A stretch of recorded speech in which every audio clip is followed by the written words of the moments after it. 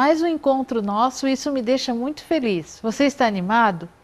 Espero que os estudos de todos esses movimentos da história da pintura tenham aguçado a sua curiosidade para conhecer mais sobre as obras dos artistas que vimos e sobre os tantos outros pintores que também contribuíram para o desenvolvimento da arte. Espero também que tudo o que estamos aprendendo e pesquisando forneça subsídios para a sua atuação como professores e professoras de arte, contribuindo para a elaboração de propostas didáticas e pedagógicas criativas, estimulantes e, sobretudo, consistentes.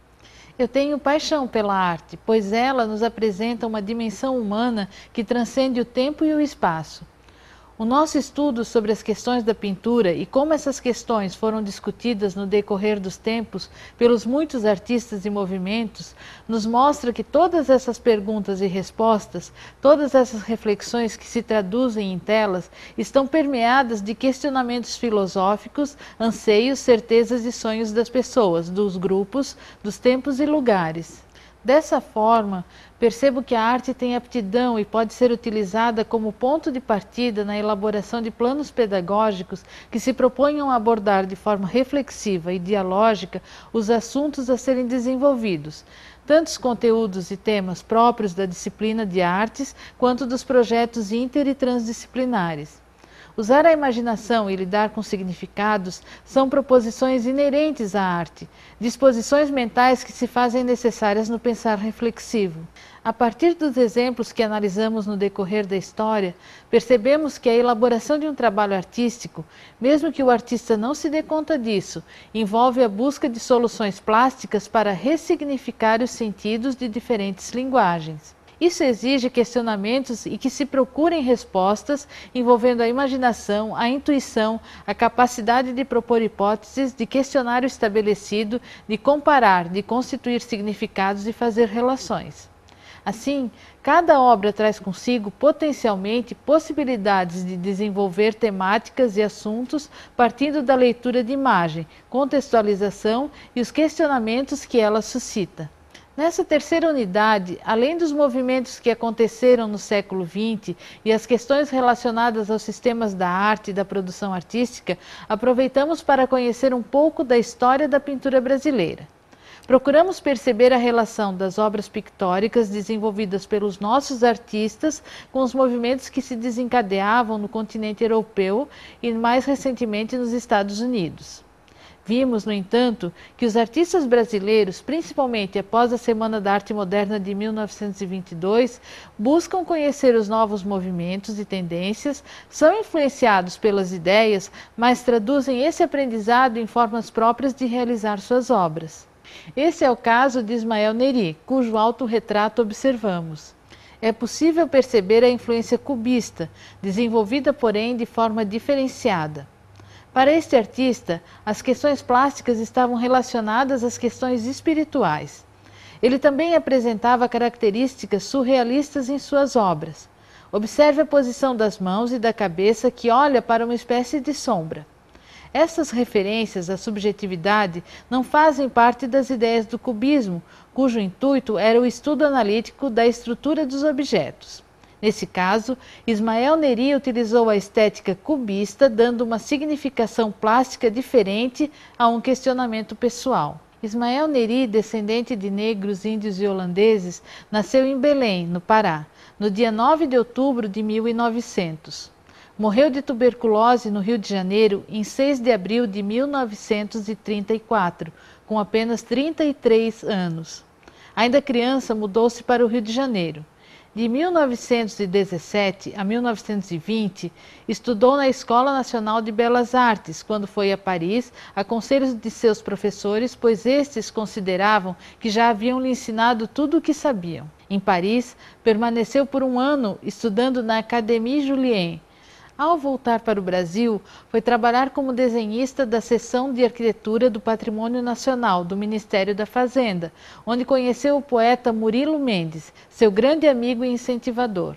Muito do que sabemos a respeito de Ismael Neri deve-se ao esforço de Murilo Mendes na divulgação das ideias e obras do amigo. Quando Ismael Neri estava doente, internado em sanatórios, Murilo Mendes pagava as atendentes para que guardassem o que o amigo escrevia e desenhava, antes que fossem destruídos pelo pintor.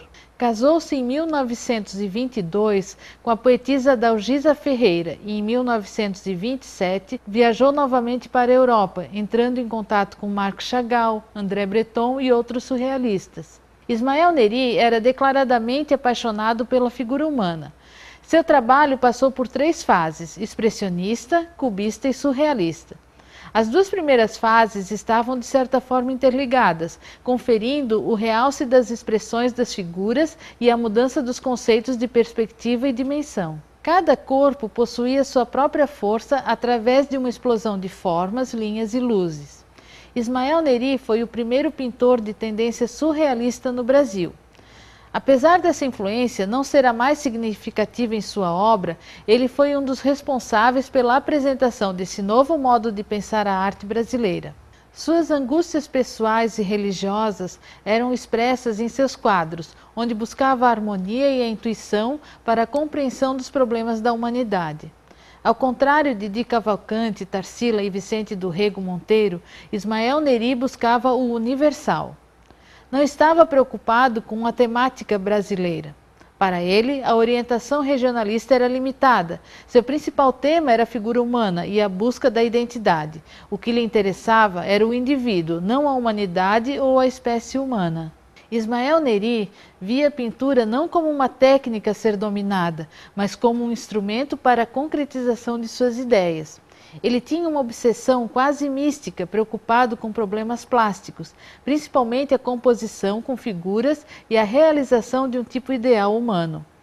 Esses problemas eram encarados por ele como questões filosóficas. Ele buscava um equilíbrio e uma harmonia exclusivamente plásticos. Sua preocupação era tão intensa que durante muito tempo utilizou apenas o azul, para que o uso das cores não interferisse no estudo das formas. Criou em 1930 o essencialismo, um sistema filosófico de fundamentação católica e neotomista, que se baseava na abstração do tempo e do espaço. Os enunciados desse sistema não chegaram a ser escritos. Nos últimos anos de sua vida, escreveu muitos poemas, a maioria dos quais foi destruída por ele. Vamos estudar uma obra de Ismael Neri de forma mais aprofundada para pensar sobre as possibilidades de reflexão que uma obra pode trazer. Enquanto observa a obra, pense nas seguintes palavras que fazem parte do poema Eu, de autoria do próprio pintor. Eu sou a tangência de 2 formas opostas e justapostas. Eu sou o que não existe entre o que existe. Eu sou tudo, sem ser coisa alguma. Trecho do poema Eu, 1933, de Ismael Neri. Essa obra faz parte da fase cubista de Ismael Neri. A influência cubista analítica é observada na utilização dos recursos formais e na geometrização das imagens para a representação das figuras. O artista utiliza apenas a cor azul em vários tons apastelados, com recursos de luz e sombra para realçar os volumes e formas. Observe, porém, que mesmo com a utilização exclusiva da cor azul, não é uma obra fria e sem emoção. A transparência dos planos que se sobrepõem é outra característica do cubismo analítico presente nessa obra.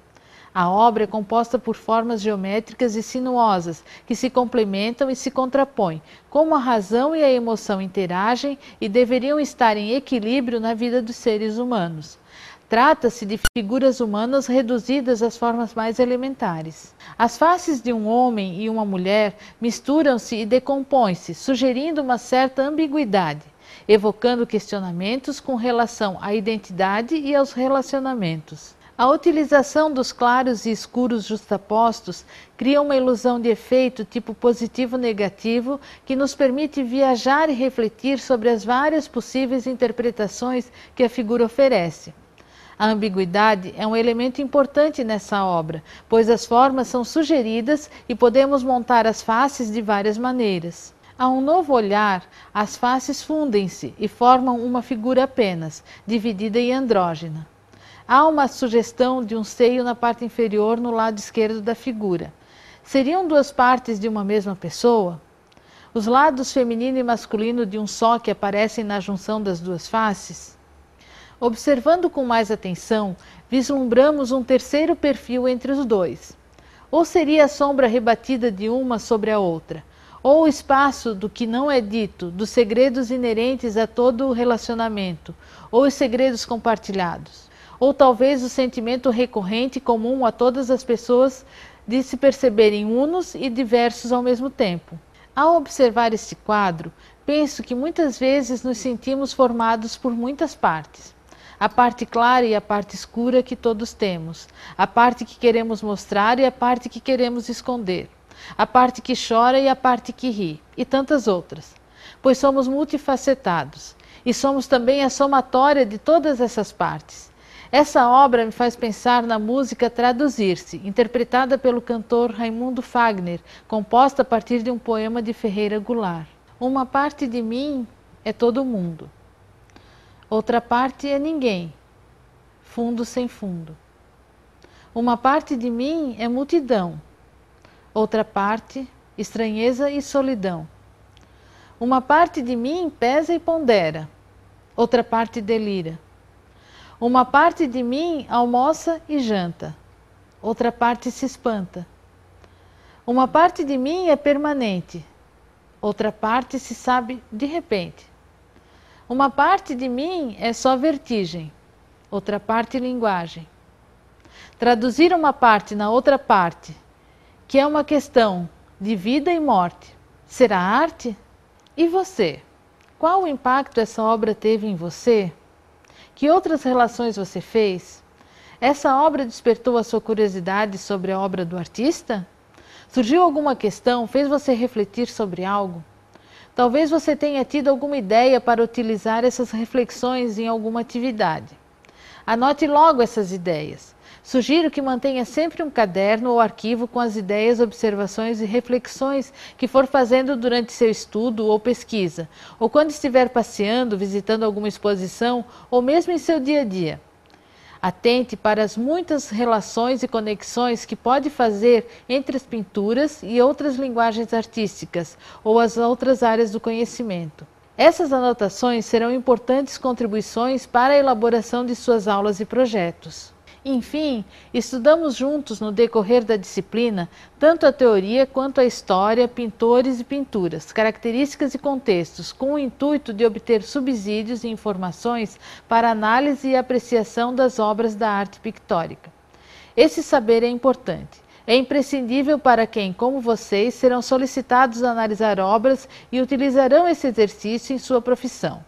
No entanto, o que estudamos é apenas uma parte. É o começo do caminho.